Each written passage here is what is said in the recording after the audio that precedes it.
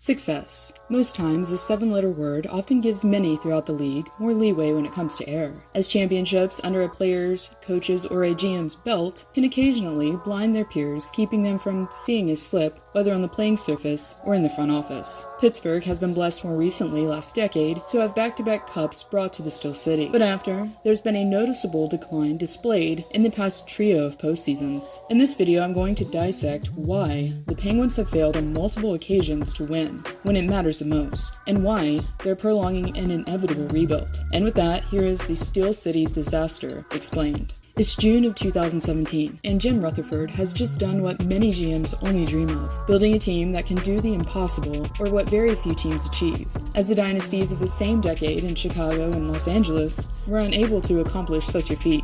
A team composed of its longtime superstars in Crosby, Malkin, Fleury, and Letang, combined with a various mix of youth and veteran leadership, cemented their legacy as the ultimate team. Rutherford had found a way yet again after winning with Carolina to adapt to the ever-changing game as a general manager. This, of course, allowed JR to establish excellent rapport with the organization that would give him the reins for seasons to come. Following the 2017 NHL expansion draft, it was apparent that Matt Murray had succeeded his mentor in Marc-Andre Fleury, as it was the flower who remained unprotected when the time came. And really, for Rutherford, this move was a good one, as it allowed the Pens to have the best possible goalie tandem for back-to-back cup runs. But it was soon after that Pittsburgh's GM began a series of questionable moves that would prevent the Berg from retooling, as the core of Crosby, Malkin, and Letang was and are nearing the end of their careers. Insert Ryan Reeves, a great asset to have, in theory, to deter the opposition from going after their star players.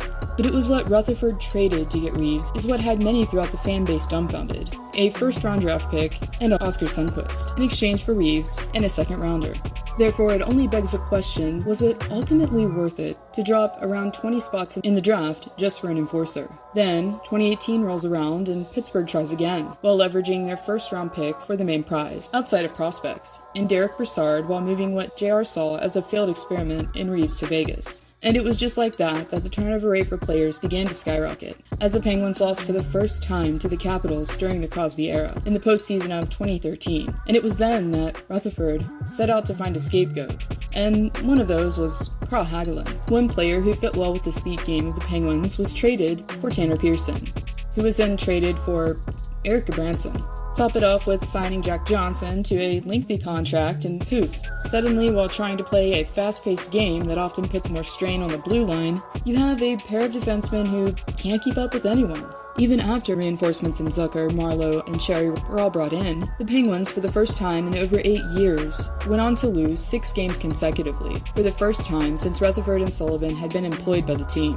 The team that was fortunate enough to make it into the play-in round tanked yet again in the postseason, to the 12th seed in Montreal. And sure, the Zucker deal looked great until Rutherford proved that he refuses to hold on to a first-round pick after trading it to Toronto for Kasperi Kapanen, even though this year's draft is supposed to be extremely deep. While Kapanen looks like a player that would fit well into the Penguins system, he could very well turn out to be just another failed experiment, as in something that doesn't pan out. And just like that, it's become beyond apparent that JR has become stuck on an idea, a theory, a playbook, that worked in the past but is obviously not working today. Trading for players that have ties to the organization and basing moves on sentimentality. Jack Johnson, Connor Sherry, and previous Pittsburgh selection, Kasperi Kapanen. Not only does the organization have a GM that's unwilling to change the formula, but you also have a coach that's equally stubborn, favoring certain guys that have had success before but are currently struggling as of late, failing to budge on the awful defensive combinations or switch the lines up in front. Firing other coaching staff is a start,